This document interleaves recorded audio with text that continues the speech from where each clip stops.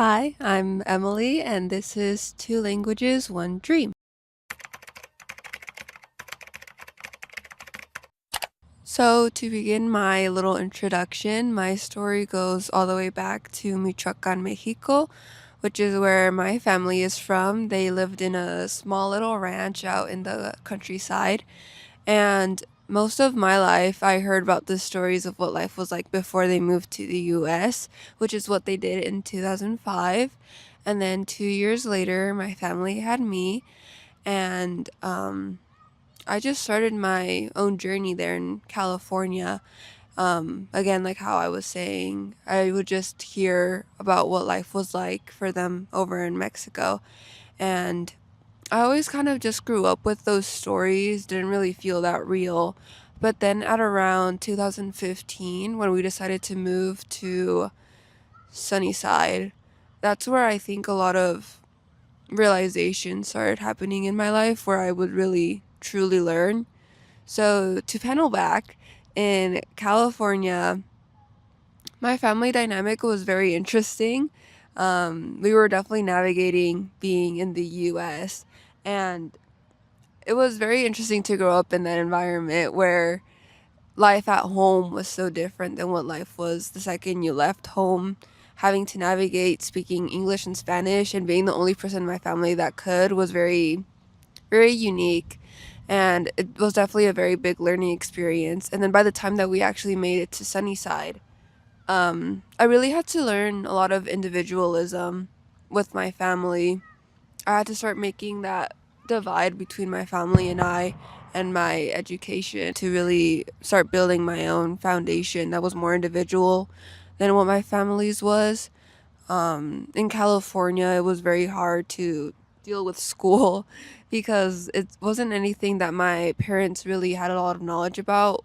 Both of my parents didn't go to university, didn't graduate at least, and my mom only has education up to middle school. And so already being so different from that was very hard to deal with, especially by the time that we were here in Sunnyside fully and like permanently. It was very difficult but during third grade, which is when we moved here. Um, Having to only speak English was very hard. Um, Not being able to speak Spanish anymore was even more difficult because I used to go to school being able to speak both languages.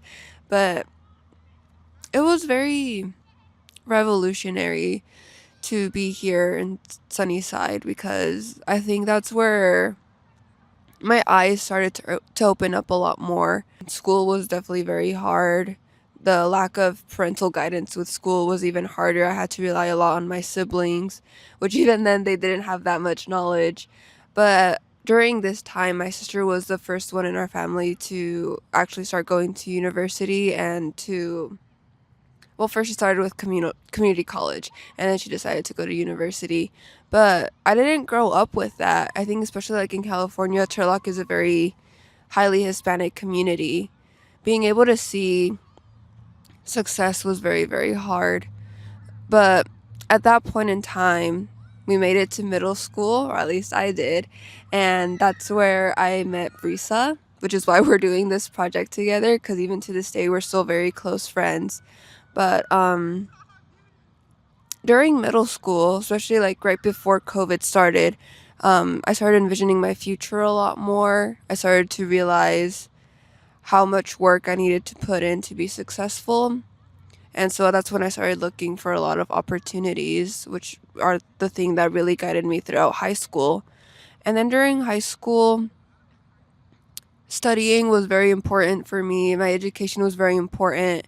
I think because of my family's background with being primarily field workers, we really tried to enforce education the more we got used to Sunnyside.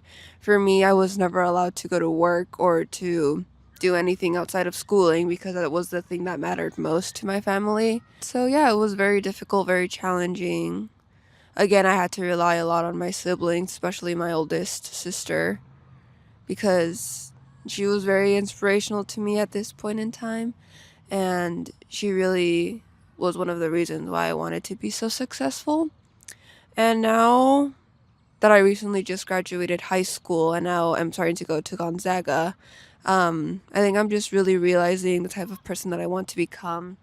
Both me and Brisa have very similar journeys going ahead of us. We both really want to go to law school. We both want to be lawyers, definitely in different pathways, and we want to achieve those goals in different ways.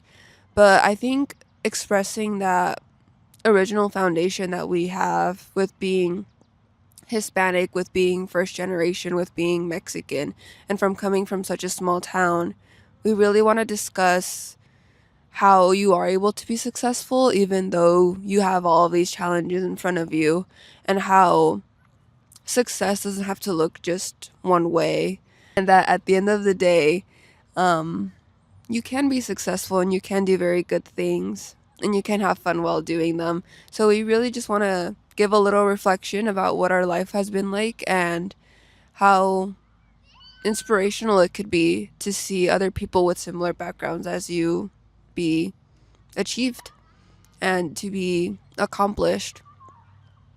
And so, yeah, that's pretty much it. We just really want to talk about what it's like to be able to reach goals. We also just really want to talk about what it's been like reflecting, moving on from being in a small town to being in somewhere that's obviously much bigger and very different.